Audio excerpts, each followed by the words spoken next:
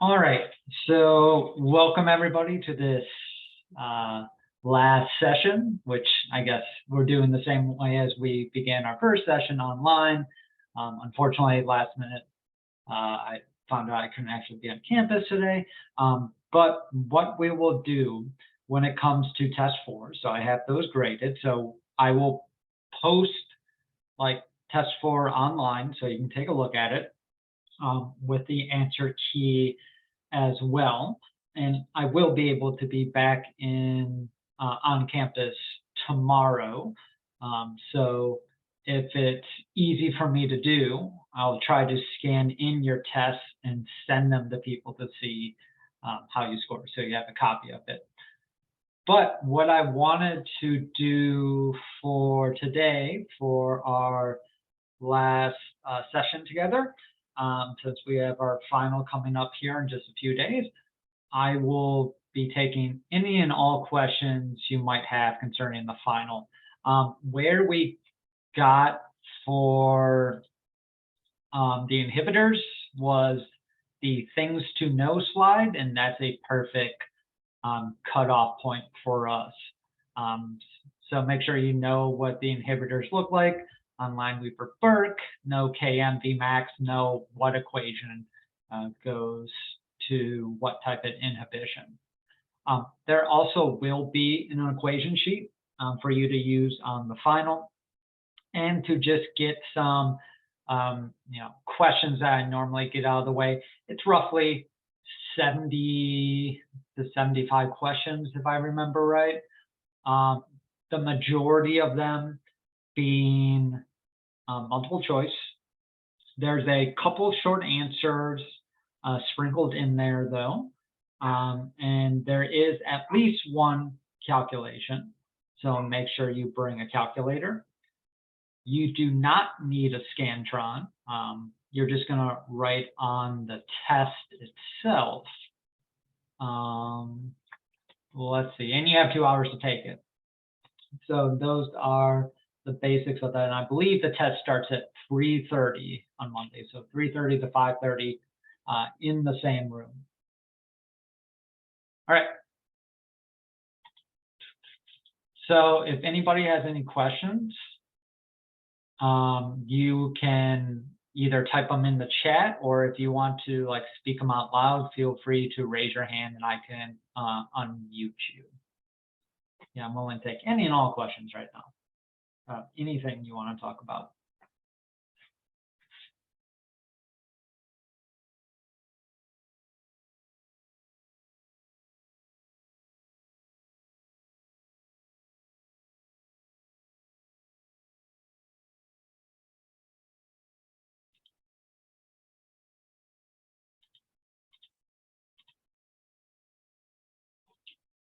All right, so we have from Michael.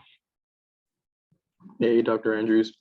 Yeah, I have a question from some material from the beginning of the year, and it is calculating the charge of, any number of amino acids at pH 1, 7, and 14. Sure.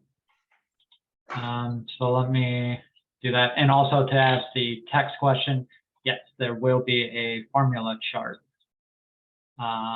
for the exam. All right, so let's see, peptide chart.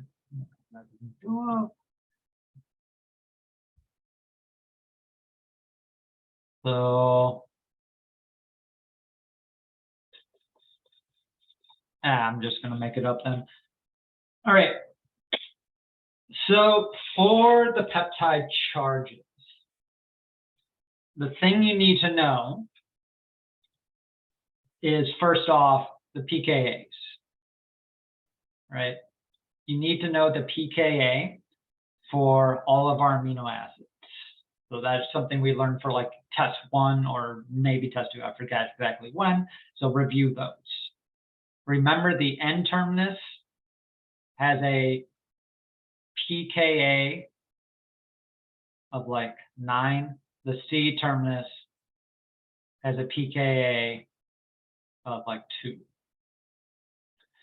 And what we are really doing, in essence, we are just doing buffer problems for each individual amino acid. So let me try to explain it that way. I don't know if that will help, but let's take the peptide DK. So when I give you a peptide, always remember, I'm not going to tell you there's an N and C terminus there, but there always is. All right, so aspartic acid has a pKa of like 3.75. Lysine has a pKa of like 10. I want to say something like that. C terminus is 2, N terminus is 9. All right, so at pH 7,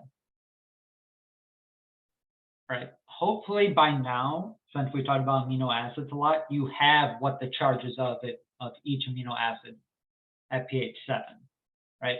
If not, that's something you should review. So at pH 7, your negative amino acids are D and E. And also for R and K, it's positive. The N terminus at 7 is positive. The C terminus at 7 is negative. H is kind of a floater because it has a pK of 6. So when we first learned it, we grouped it with the positive amino acids. But hopefully now that we've gone over some mechanisms with HIS, talked about HIS more in detail, you now have a better understanding of why like HIS truly isn't positive at 7, at least not all of it. So it's really just RKDE. So at 7, N terminus positive, aspartic acid negative, K is positive, D terminus negative. Overall, the charge is 0. Now, a pH of 1. All right, so the general rule is if you are below, if you're at a pH below your pKa, you will be protonated.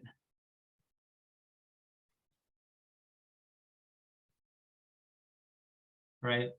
And the rule also is you can either be positive or neutral, or you could be neutral and negative. You can never jump from negative to positive. You can never be +2. You can never be -2. All right, so at a pH of 1, let me rewrite this to make it neater, and DKC. All right, at a pH of 1, we're below the pKa of the N terminus. So we're still positively charged because we're still protonated. We were below it at 7, that's why we're protonated. All right, D at a pH of 1, we're below 3.75. Since we're below it, we're going to be protonated. So you become neutral, right? So you either have the choice of negative or neutral. Since you're getting a proton, you're neutral. K, you're below the pKa at 1. You're below it at 7.2. So you're also going to be positively charged. C, pKa, C terminus, pKa of 2. At a pH of 1, you're below it, right? So you're no longer negative, you're neutral. So the overall charge here is +2. Now to pH of 14, if you are above pKa, then you are deprotonated, right? That's why D is negative at 7, right? D has a pKa of 3.75. At a pH of 7, you're above the pKa, so you're deprotonated. So if we look at pH 14 and DKC, so 14 is above 9, so the N terminus is deprotonated, neutral. All right, 14 is above 3.75, so you should be deprotonated, which is negative. K, you're above 10 at 14, so you are deprotonated, neutral. C terminus, same thing, negative, -2. Right, so keep these three ideas in mind. You can either be positive or neutral, or you can be neutral and negative. Those are your only choices, and it only matters for amino acids with pKa's. At a low pH, if you're below the pKa, you will be protonated. If you're above the pKa, you'll be deprotonated. That's all that it really comes down to for those types of questions. So go back, practice the exams, see if you can get the right answer for those. Worst comes to worst, although I don't recommend it because it's going to be a lot of use of your time. There's only, what, 9 amino acids, something like that with pKa's. You could just memorize what they are at 1, 7, and 14 if you truly don't get this. Again, that's not the best strategy, but it is a strategy. All right. Are we going to finish the last few slides from the last lectures? And if we don't, will we be responsible for knowing that material? All right. So the last 3 slides are just questions that cover the material that we went over. So definitely practice those. And if you have questions about how to do the math or what these are, let me know for sure. But I just want to, spend time at answering any final exam questions. There might be. These are just, the last 3 slides are just applying what we used already. So no new information there.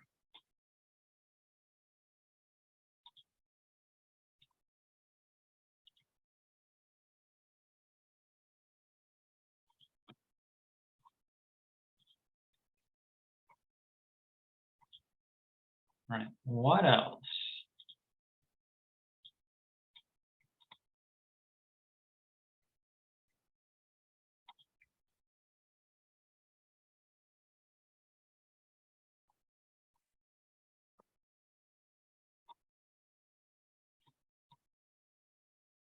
Does the final replace the lowest test grade? Yep. If you do better on the final than your lowest test grade, the final score will be used to replace that lowest test grade. That is correct.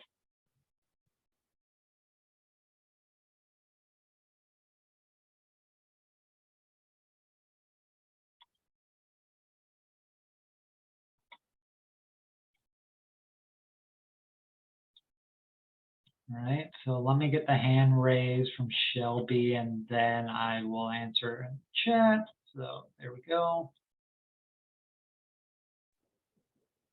Hello. Could you go through the rate equation again with delta G? For some reason, when I do the math for delta G, it doesn't work out, but when I do it for delta G, it does. So this equation right here? Yes. Okay, and you want me to solve it for like delta G, for example? Yes. All right, easy enough. So let's come up with some fake numbers. So my rate is 1,000 R, well, given 25C, sure. So R is in Kelvin, so we want to make that into Kelvin, which is 298 K. All right, and the question is, what is delta G double dagger? All right, so this is like in per seconds. So rate is equal to E negative delta G divided by RT. All right, so we're solving for delta G. We are raising it to an exponent. So whenever we have a variable getting raised to an exponent, we have to get rid of this exponent. The way we do that is we take the natural log of each side of the equation, right? So the natural log of 1,000, and whenever you do natural log of an exponent, they cancel out. So let me just pull up Excel to do these calculations. So natural log of 1,000 is 6.91. All right, 6.91 is equal to negative delta G double dagger. R is 8.314. T is 298. So multiply each side by RT effectively.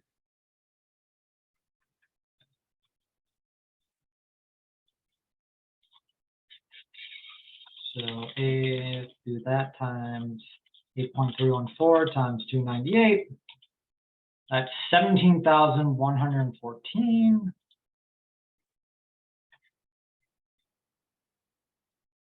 And this is going to be joules per mole is equal to negative delta G. So delta G double dagger is negative 17,114 joules per mole, or 17 kilojoules per mole. But yeah, the only tricky part is that exponent. Do the natural log of each side if you're solving for delta G and given a rate.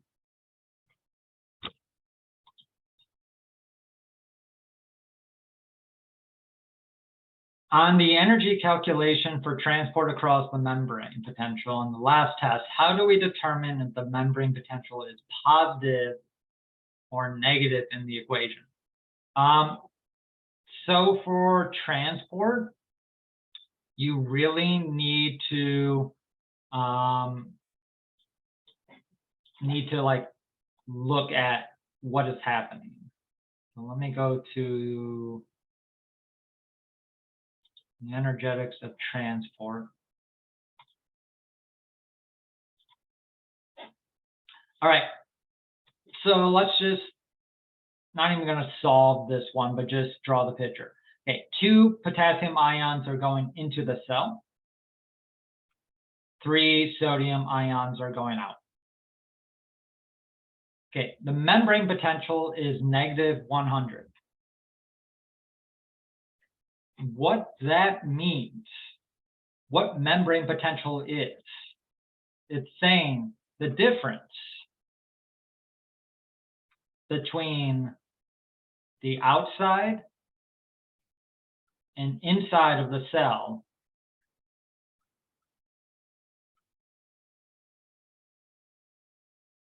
is whatever value it is. So there's a total difference of negative 100 millivolts.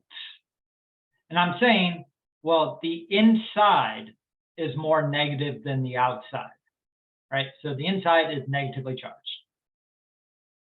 So an easy way to do this, we have to satisfy 2 criteria. One, the difference between inside and outside is 100, negative 100, and the inside is negative 100.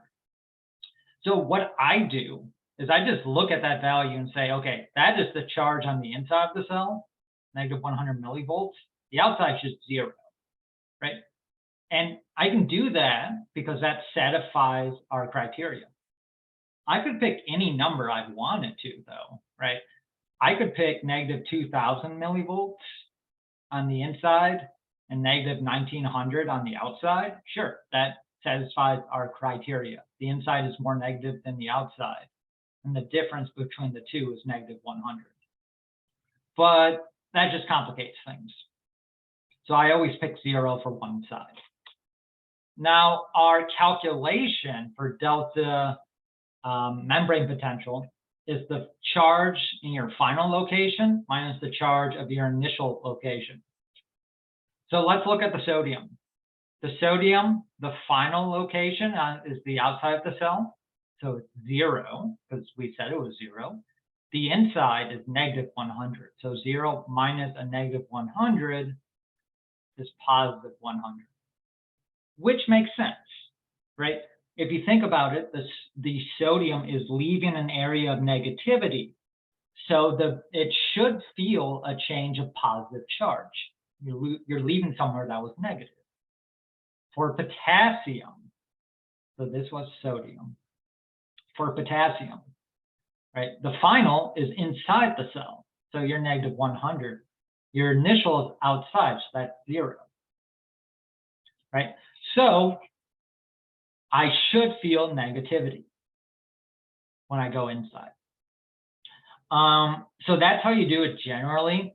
The also easy trick is if the inside is negative, that means if you go inside, you're going to be the negative value of the cell membrane potential. If you go outside, you're going to be the positive value of it.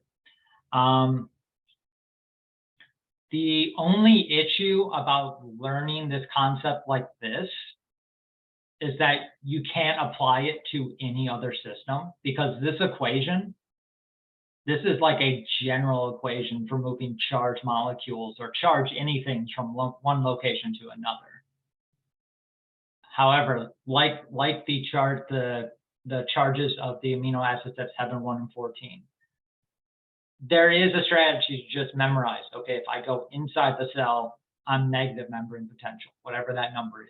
If I go outside, I'm positive. That's the shorthand way to do it.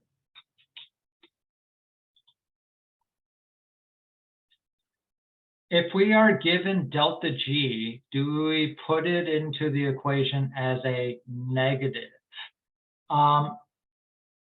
So I'm guessing that goes back to the equation we were working on,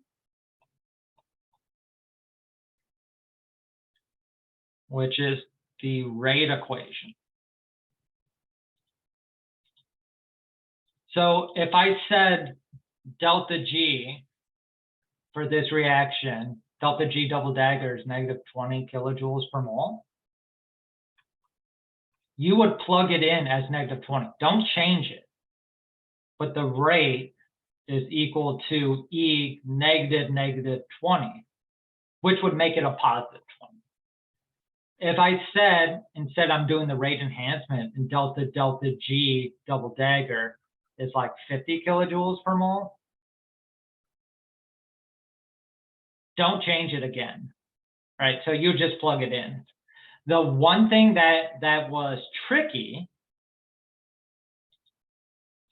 is here, where I said we are lowering it by negative 40. Right here, that's kind of when you do change it, because that should be a positive number. I'm not going to be that tricky though on the final exam. I can be that tricky in class, but I try not to be that tricky in exams. So no, you just plug in the value as seen. Can you go over how to find invariable versus variable, and it's based on charge? The test question is which positions are invariable. Yeah,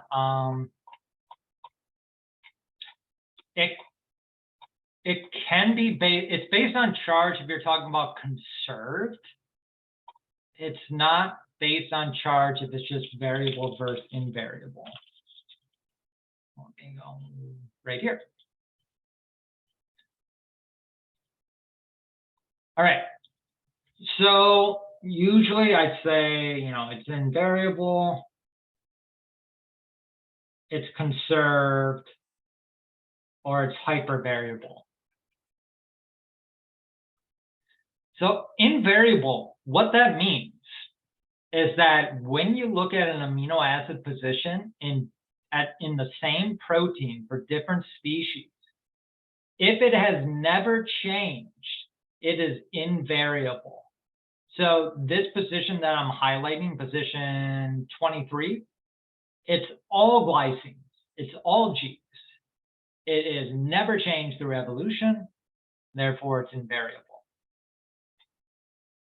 If it's conserved, that means same type of amino acid. So right here is a good position, position -3. You have valine, phenylalanine, phenylalanine and alanine. These are all nonpolar. So what this tells us as researchers, as scientists, is that at this position, it doesn't really matter the exact amino acid. All that matters is that they are nonpolar. At position 21, they're all negatively charged. They're either D or E. Again, that's conserved. The negative charge is conserved. The type of amino acid is conserved, right? So don't get invariant and conserved confused, because to normal English, you would think conserved and invariant mean the same thing. But in biochemistry, when it comes to amino acids, they don't mean the same thing. They mean different things. Hypervariable, anything can go there. So sure, position like 33, you have a bunch of histidines, which are polar, and then you have like some non-polar or spare genes. So it doesn't matter what's there. Actually, position 22 is a better example. You have a bunch of lysines, positively charged. You have asparagines, you have alanines, lysine, alanine, glutamic acid pops up. So it doesn't matter what's at this position, position 22. All that matters is you have an amino acid there. So position 2 would be hypervariable. So that's what you need to look for, the classes, the types. And yes, it does come down to positive charge, negative charge, polar, non-polar when it comes to conserved amino acids.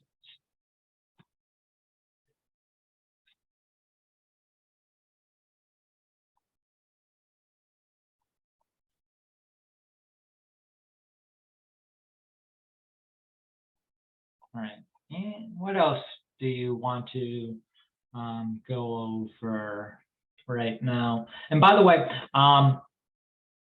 what I might do as well is that I've done video reviews for Biochemistry 1 before.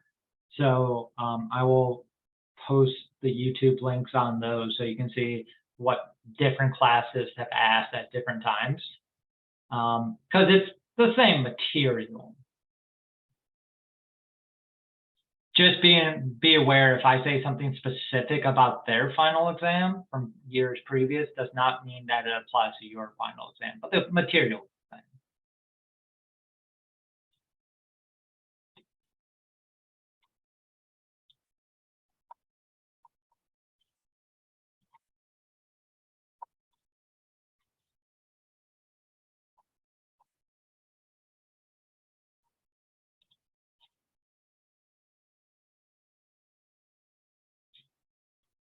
What else do you have for me?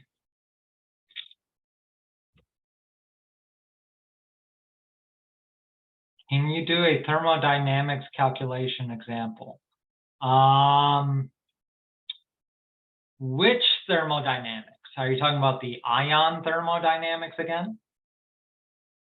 Or are you talking about delta G equals delta H minus T delta S thermodynamics?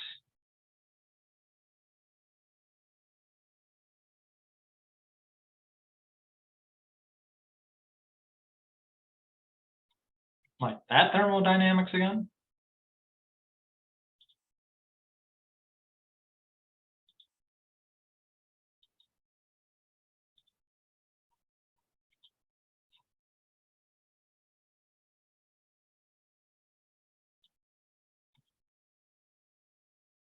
Never mind. Okay.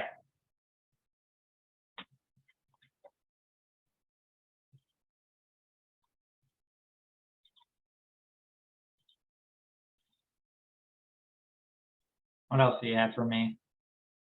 While I doodle, while I wait. Doodling interrupted. Yes.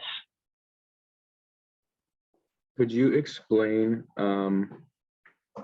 like naming disaccharide linkages and then saying like going over whether it's reducing or not? Sure.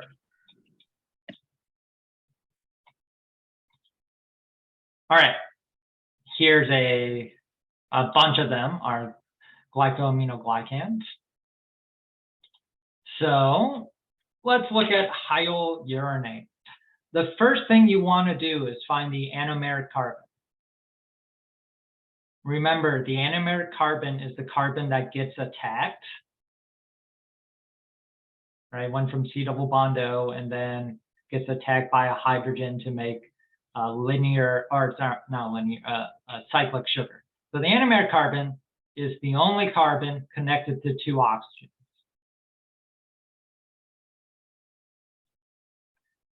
And if it's a 6-membered ring, it will be number 1. If it's a 5-member ring, it's going to be called number 2.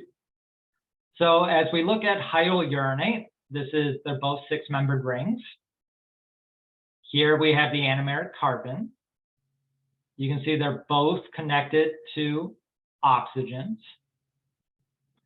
or rather 2 oxygens. So there's an oxygen here, and there's an oxygen here. There's an oxygen here, and an oxygen here. All right, so we're going to look at this glycosidic bond. So so you just named the bond, and so it's carbon 1. That's the one in our bond. And since this is an anomeric, if an anomeric carbon is part of your glycosidic bond, you have to name it alpha or beta. And they already listed it as beta here for us. And so we can see why. So the way you figure out if it's alpha or beta is you go to the 6, you go to carbon 6, you ask what direction is it pointing. So for glycouronate, carbon 6 is pointing up. And then you ask, what direction is my glycosidic bond pointing? And it's kind of hard for this one to see because they're showing a 3D picture on a 2D space. But let me erase my arrow. You can see here the hydrogen connected to carbon 1 is pointing down, which means that the glycosidic bond has to go up first. So the glycosidic bond is also pointing up. So they are both in the same direction. So that's why we call this beta 1. And then you just say, okay, what are you connected to? You're connected to carbon 1, 2, and 3. Notice I did not say if 3 is alpha or beta, because it doesn't matter. Alpha or beta only matters for the anomeric carbon. If the anomeric carbon is not part of the glycosidic bond, it is wrong to put alpha or beta, because that's not the notation. So this is a beta 1, 3. Now, reducing and non-reducing. So if both anomeric carbons are in a glycosidic bond, then it's non-reducing. If one free anomeric carbon exists,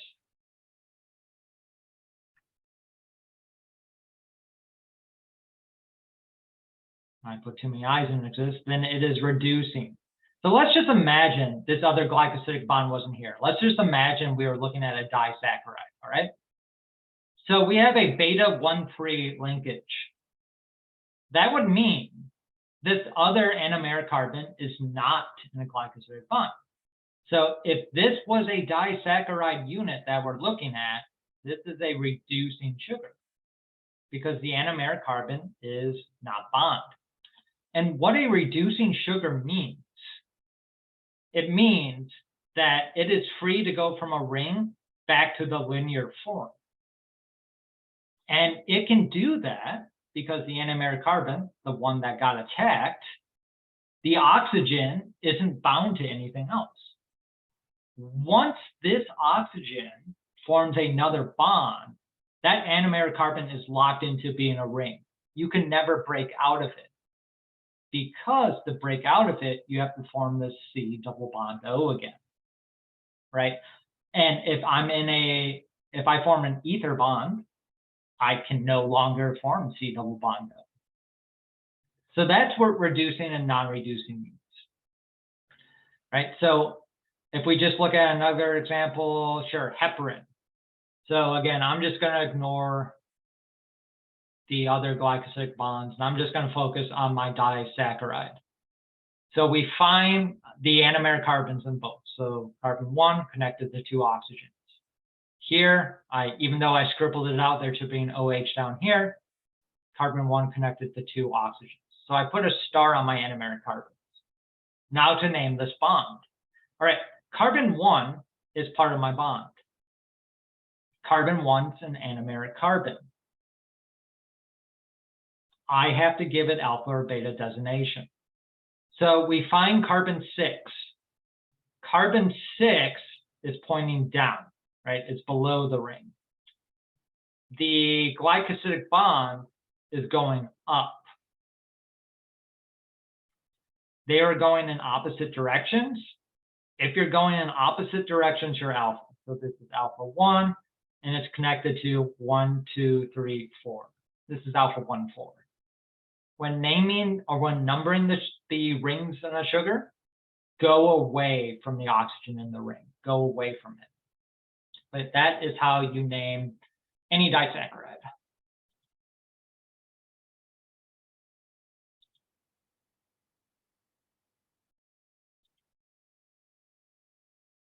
And again, there's practices on the PowerPoints, practices on the test. Give those a shot. If you want me to double check them, I'm happy to do that.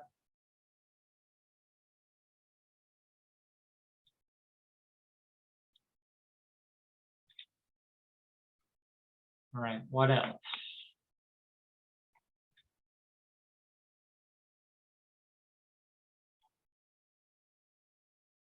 How to count omega-3 fatty acids? Sure.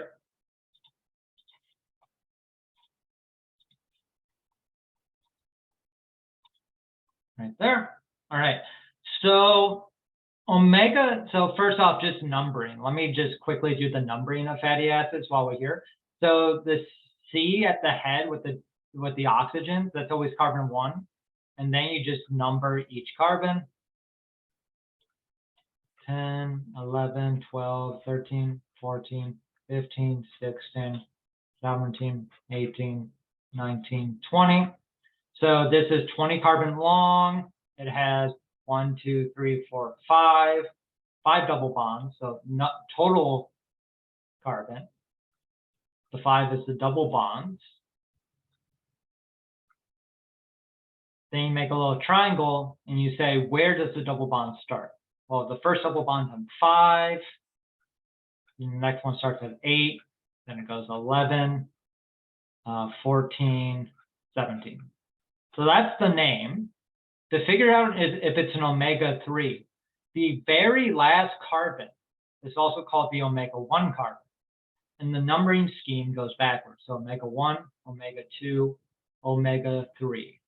So carbon 18 here, another name for that carbon is the omega-3 carbon. If you have a double bond at the omega-3 position, you are omega-3 fatty acid. So B is omega-3 fatty acid. If we look at A, omega-1, omega-2, omega-3, no double bond here, so no omega-3.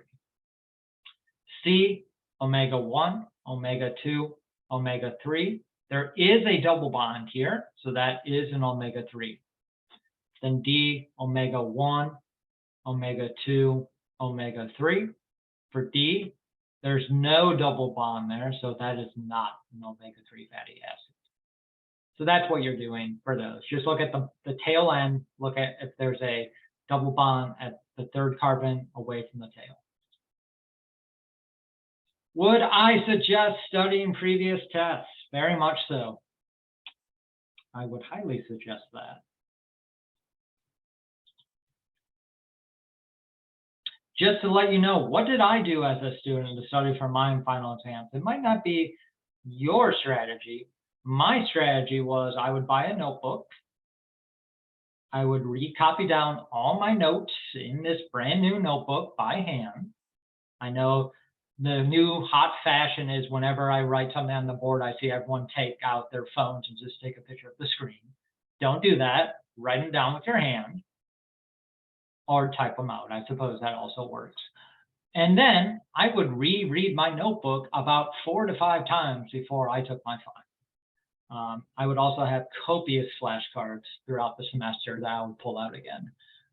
So hopefully, by studying for all of our tests, I would also redo all your tests as well. You have plenty of material to like test yourself on, right? Because the best way to learn anything, one, is to teach someone else it. If you can teach someone else a concept, you know it. Two, constantly test yourself, right? You have to make your brain work at these things. So pull out the old tests, cover your answers, or rewrite the tests where your answers aren't there, and retake it, see if you can still get the material. If you don't, that tells you what you need to focus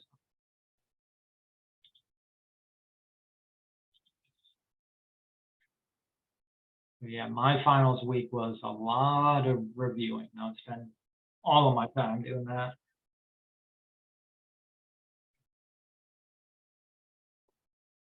Right, what else? Got time for one longer question or a couple quick fire ones?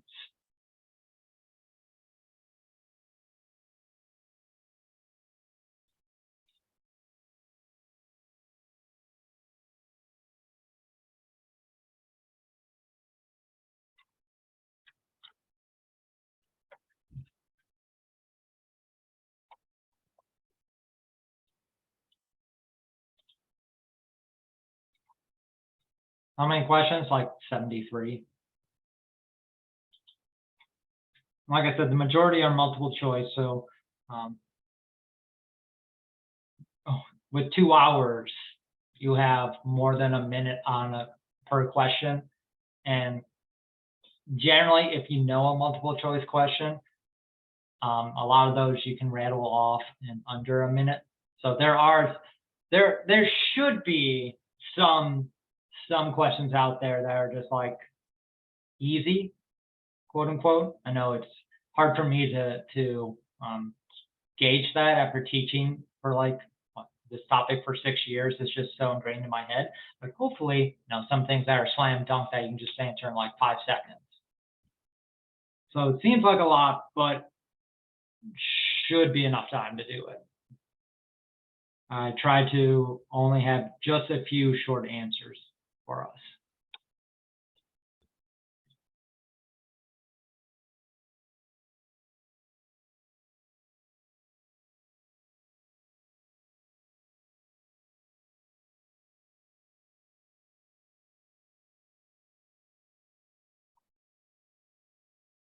Well, we need a blue book. No, you will just run the test. What's the short answers on? I can't tell you what the test is, what those questions are. More or less. Okay, I'll give you less. They are on things we have gone over in class. I don't know how to give any hints for that without saying, like, explicitly study this section, right?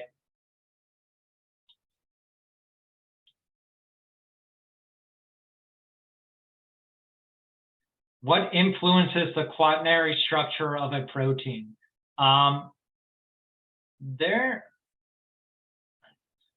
What influences the quaternary structure of a protein is non-covalent interactions, right? Generally. So if you remember let me just go over the primary structure is amino acid sequence.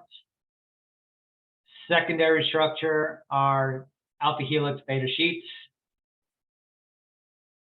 Tertiary structure is the 3D conformation of one protein. Quaternary structure is the 3D conformation of many proteins. So the way that this forms is just, what interactions are being made. And that is usually non-covalent interactions, but you can have the occasional disulfide bond. That's not unheard of.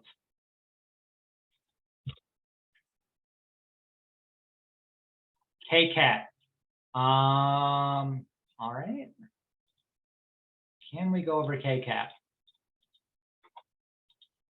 So Kcat is catalytic efficiency. There it is.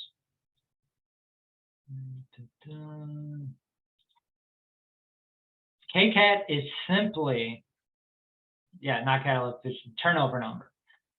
So all you need to do to calculate Kcat is take your maximum velocity divided by how much enzyme you have, right? So ET is enzyme total. Vmax is maximum velocity. And this will tell you how many reactions you do at each active site per unit of time. So the calculation, just divide those two numbers. And that's what it means. Called turnover number. Basically, how good you are at like doing this one reaction. Right? If it automatic donut machines makes donuts, how many times can you make that donut in like a 1 minute would be the turnover number for that machine. And so it would be the fastest that machine can go divided by how many total machines, if you're looking at the population of them, to get a better statistic on that.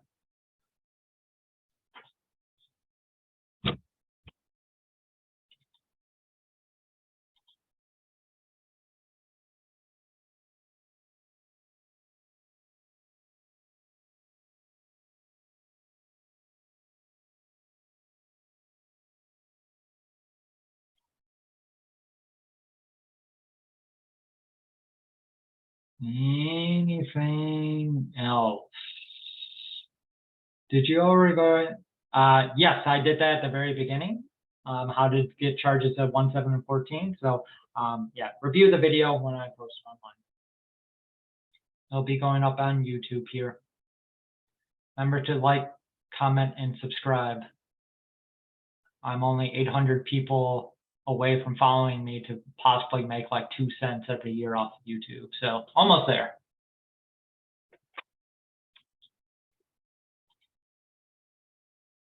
All right. Last call.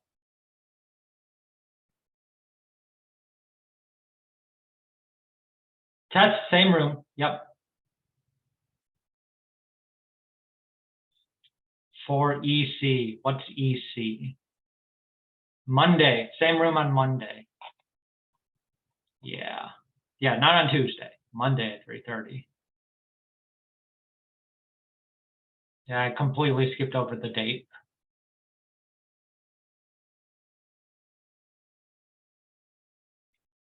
What do you mean for EC? Oh, you mean like, comment, and subscribe for extra credit? No. I was just kidding about YouTube. Even though they still put ads on my video, I don't know why, because I don't get anything out of it. All right. Well, if you do have questions about concepts, email me will be the best method. I can't guarantee when I would be on campus Thursday and Friday. I'll be there Monday, but I don't know if I'm going to be in my office for like 6 hours before the exam when I can just work from home. But if you have like questions, send me email. We can do Zoom, chat, all that, and I'll be happy to help however I can. Otherwise, look at all the problems we've done in class. We've done roughly 100 of them. Lots of practice material. Look at the previous tests. Look at the tests you have, and don't fear. I wrote the tests, so it's not going to be too different than what you've already seen. Then there's only a couple new material, right? Just Michaelis-Menten and inhibition. That's the only new material. Everything else I've tested you on, so hardly anything new. Otherwise, good luck, and I will see people Monday.